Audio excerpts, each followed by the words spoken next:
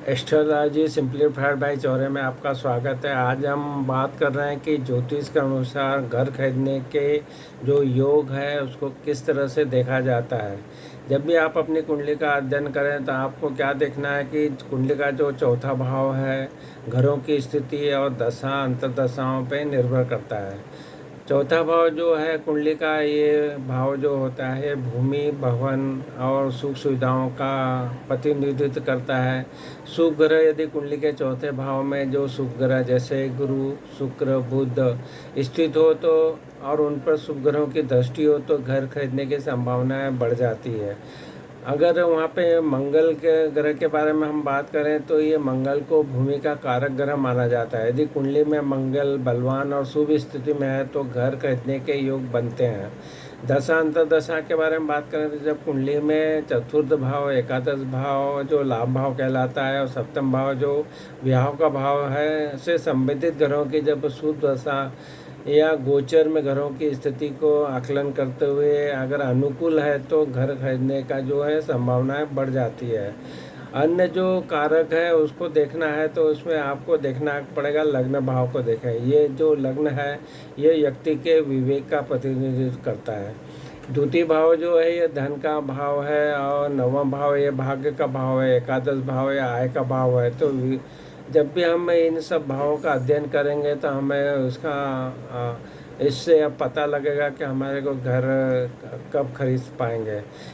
अगर आप विदेश में घर खरीदना चाहते हैं तो आपको यदि कुंडली में चतुर्थ भाव का संबंध है जो द्वादश भाव जो है विदेश का भाव कहलाता है, यहाँ पे अगर कुछ शुभ योग बनता है तो विदेश में भी घर खरीदने का योग बन जाता है।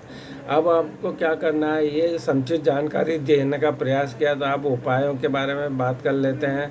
हनुमान जी की जो पूजा करने के बारे में कहा गया है कि नियमित रूप से अगर आप हनुमान जी की पूजा करें और हनुमान चालीसा का पाठ करने से घर खरीदने में आ रही बाधाएं दूर होती है। गणेश जी की जो पूजा है वो गणेश जी की जब विघ्न हर्ता माना जाता है और इनकी पूजा करने से भी घर खरीदने में योग बनते हैं। जो अन्य उपायों के बारे में अगर बात करें तो आपको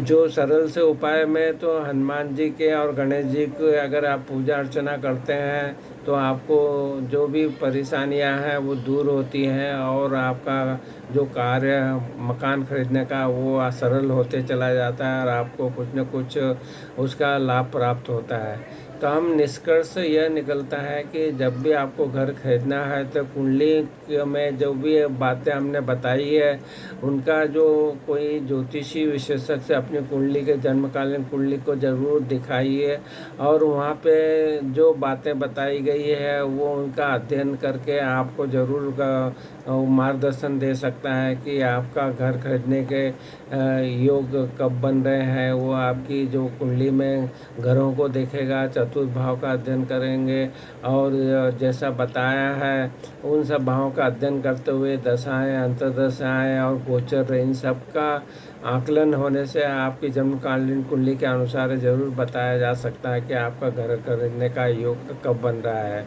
तो यदि आपकी कुंडली में घर खरीदने का योग है तो शुभ समय पर आप उचित जो उपाय बताए गए हैं वो करेंगे तो आपका सपना ज़रूर साकार होगा। आपको हमारे वीडियो पसंद आ रहा था, हमारे जो channel astrology simplified by Chaure का ज़रूर आप सब्सक्राइब कीजिए और साथ साथ में वीडियो पसंद आ रहा है तो ज़रूर वीडियो को लाइक और शेयर कीजिए। और घर खरीदने के लिए जो उपायों के बारे में बात करें तो हमारी जो एक प्लेलिस्ट है उपायों की उसका ज़रूर आप अध्ययन कीजिए और उसके अनुसार सरल उपायों को अपनाइए जिससे कि आपके सपने साकार हो सके। आपको हमारे वीडियो पसंद आ रहे हैं तो ज़रूर इसको शेयर भी कीजिए। आपने हमारे चैनल को सब्सक्राइब किया, वीडियो को लाइक और शेयर किया, इसके लिए आपका बहुत बहुत धन्यवाद।